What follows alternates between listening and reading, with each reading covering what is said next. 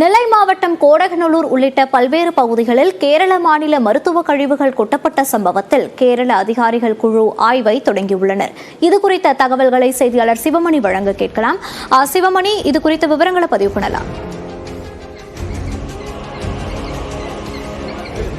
மோனிஷா, திருநெல்வேலி மாவட்டத்தில் இருக்கக்கூடிய 6 கிராமங்களில் 10க்கும் மேற்பட்ட இடங்களில் இந்த கேரள கழிவுகள், அதாவது கேரளாவினுடைய மருத்துவ கழிவுகள் உள்ளிட்ட கழிவுகள் கொட்டப்பட்டது. இது தொடர்பாக கடந்த 6 மாதங்களுக்கு மேலாக இந்த கழிவுகள் கொட்டப்பட்டதாக கூறப்படக்கூடிய நிலையில் இந்த கழிவுகள் 3 நாட்களுக்குள் அகற்றப்பட வேண்டும் என பசுமை தீர்ப்பாயம் உத்தரவிட்டது. இந்த நிலையில் கேரள அதிகாரிகள் குழு நேற்று முன்தினம் இங்கே ஆய்வு மேற்கொண்டார்கள். ஆய்வு மேற்கொண்டு கேரள கழிவுகள், திருநெல்வேலி மாவட்ட ஆட்சியராக இருக்கக்கூடிய கார்த்திகேயன், இந்த கழிவுகள் மருத்துவ கழிவுகளாக இருக்கிறது, இதனை கேரளாவிற்கு கொண்டு செல்வதற்கான நடவடிக்கைகளை உடனே துவங்க வேண்டும் என அவர்களிடம் கேட்டுக் கொண்டதன் அடிப்படையில் தற்போது அந்த கழிவுகளை இன்றே அகற்றுவதற்கான நடவடிக்கைகள் துவங்கி இருக்கிறது. கேரளாவை சேர்ந்த சாக்ஷி என்ற IAS அதிகாரி அவர்கள் தலைமையிலான குழுவினர் இங்கே வந்திருக்கிறார்கள். 15க்கும் மேற்பட்ட வாகனங்கள், கேரள லாரிகள், இங்கே பதிவெண் கொண்ட லாரிகள் குப்பைகளை அள்ளி கொண்டு போவதற்காக வந்திருக்கிறது. தற்போது அரசு மகளிர் மேல்நிலைப்பள்ளி நடுக்கல்லூர் பகுதியில் அதிகாரிகள் குழு, தமிழக IAS அதிகாரிகள், உதவி ஆட்சியர் பயிற்சி மற்றும் உதவி ஆட்சியர் சரண் மகாதேவி, உதவி ஆட்சியர் அம்பிகா ஜெயின் மற்றும் அர்பித் ஜெயின் இவர்களோடு ஆலோசனை மேற்கொண்டு வருகிறார்கள்.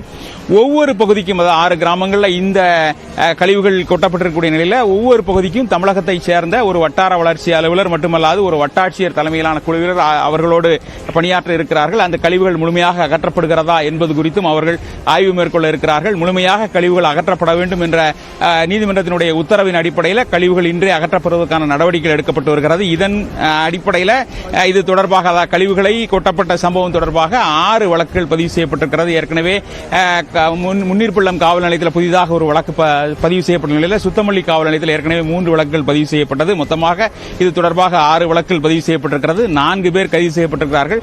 தொடர்ந்து விசாரணை அப்படிங்கிறது நடைபெற்று வருகிறது. தற்போது கழிவுகளை அள்ளுவதற்கான உச்சபட்ச நிகழ்வு அப்படிங்கிறது தற்போது இன்று நடைபெற இருக்கிறது. கேரளாவை சேர்ந்த அதிகாரிகள், தமிழக அதிகாரிகள் சம்பவ இடத்தில் முகாமிட்டு ஒரு முழுமையாக அள்ளுவதற்கான நடவடிக்கைகளை எடுக்க இருக்கிறார்கள். இந்த பகுதி முழுமையாக ஒரு பரபரப்பான சூழலை எட்டியிருக்கிறது. காவல்துறையினர் விரிவான பாதுகாப்பு ஏற்பாடுகளை செய்து வருகிறார்கள்.